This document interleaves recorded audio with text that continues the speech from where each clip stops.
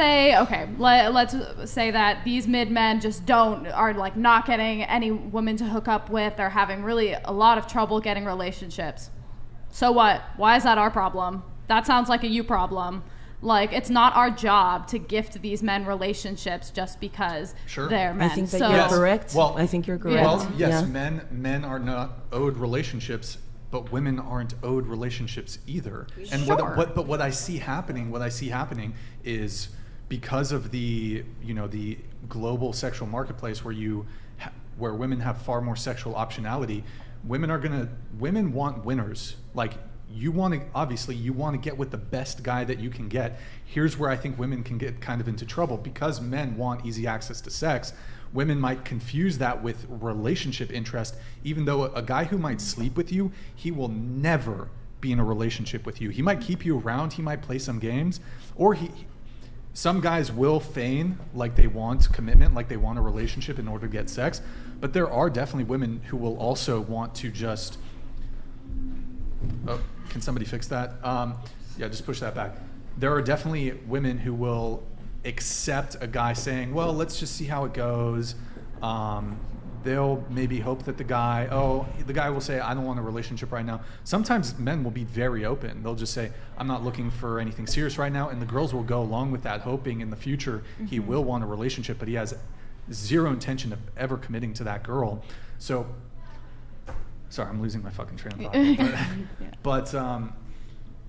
Okay, so you're saying that men are not owed relationships. No. I agree. Yeah. Nobody's owed anything, right? But I don't really... But as women, also, don't be surprised when the fuckboy that you're dealing with isn't going to commit to you. Mm-hmm. No, I think that's fair, but like, that's why I think women should go, if you want like a serious relationship, then go for a guy who wants a serious relationship. Mm-hmm. You can generally, like, I mean, I can't speak for all women, but I feel like I can generally tell when someone's just trying to have sex and when someone is actually interested in you, your hobbies, you as a person, wants to actually be in a relationship with you. I get that there are definitely some guys who might fake that, but like, in my personal experience, I haven't really encountered that. And I think that a lot of these issues feel like a really online issue. Like, if you get off social media and dating apps, not every single guy is like that in the real world.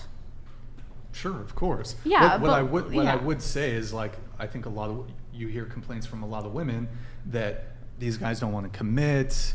There's all these fuck boys, but those are the guys that you're chasing after. I would argue that the men who are prepared to be dutiful, loyal boyfriends who will commit to you are in your friend zone.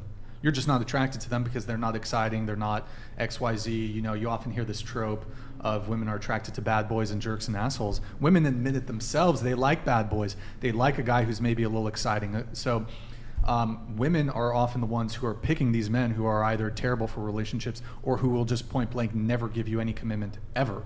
Well, I don't think, but back to like the friend zone thing, if like I friend zone or I think of a guy as a friend, I'm not going to settle for him if I don't fully think I could be like in love with him, or like he's not friend zone because like, oh, like he's not cute enough, but it's just genuinely because like I just don't think I could see myself with him. So I wouldn't settle if I couldn't find anything else. Like, that doesn't mean I'm going to go for the necessarily bad boy or like fuck boy, but I just wouldn't prefer to settle for someone if I already friend zoned them or like I didn't want them.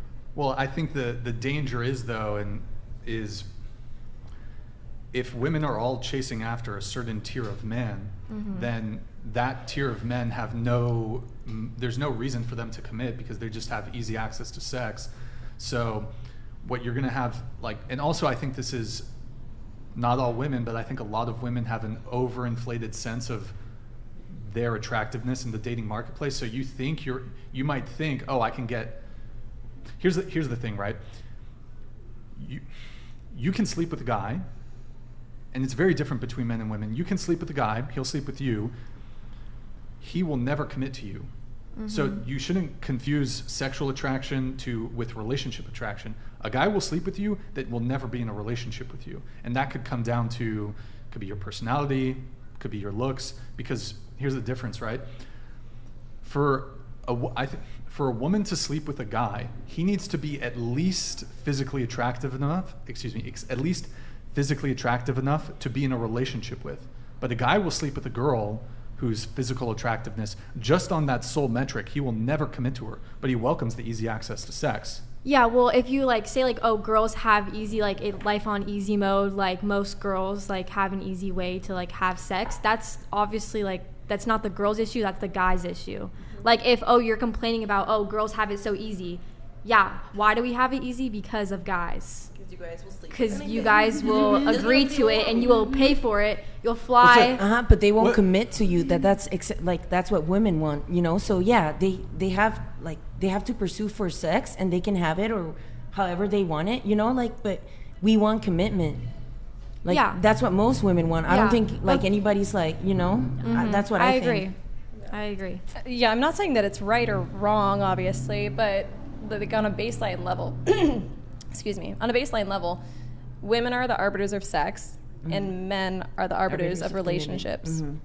I kind of agree with that. So you have to kind of hold it. It's a balance, but you have to hold them accountable. If a man wants sex from you, you have to and you want a relationship out of like your interaction with him, then you have to hold him accountable. He has to show you that he's willing to, you know, check these boxes so that he can get what he wants in the end game. Yeah. So you can use sex to, you know, to hold up sex to get him to do all these things for you. At least you have like, you know, you won't be out like in zero if nothing goes on in a relationship. Nothing makes me feel worse than, well, I never had a one night stand. Never. It's not my thing. Yeah, well, I feel like the cap.